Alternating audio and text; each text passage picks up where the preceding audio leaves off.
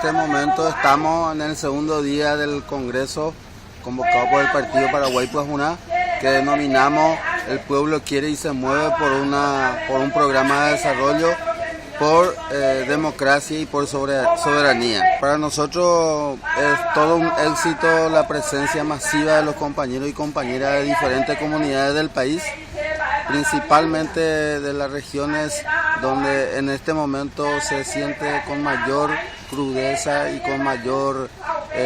fuerza las luchas del campesinado pobre contra la sojización, contra el modelo agroexportador. El partido sabe que esto tenemos que unir a partir del debate, el trabajo militante de los compañeros y compañeras integrantes del partido y a todos los niveles para que podamos todos juntos fortalecer este proceso de organización y de lucha en resistencia contra el modelo de desarrollo que impulsa el gobierno de Cartes, que para nosotros es un gobierno antinacional y antipopular, es un gobierno que responde a la oligarquía, al imperialismo, principalmente al imperialismo norteamericano, y en ese sentido para nosotros es un gobierno que no responde a las necesidades, a la expectativa y a la realidad que hoy día siente y vive el pueblo paraguayo en mayoría.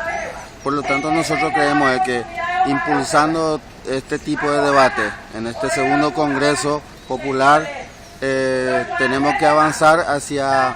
la concreción de la gran huelga general. Nosotros desde el año pasado, con la aprobación de la Ley de Alianza Público-Privada,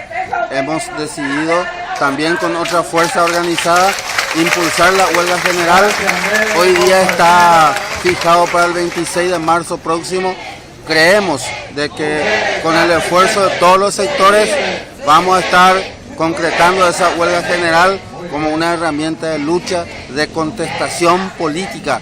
de oposición política al gobierno y principalmente a su programa antinacional y antipopular. Huelga general contra el remate.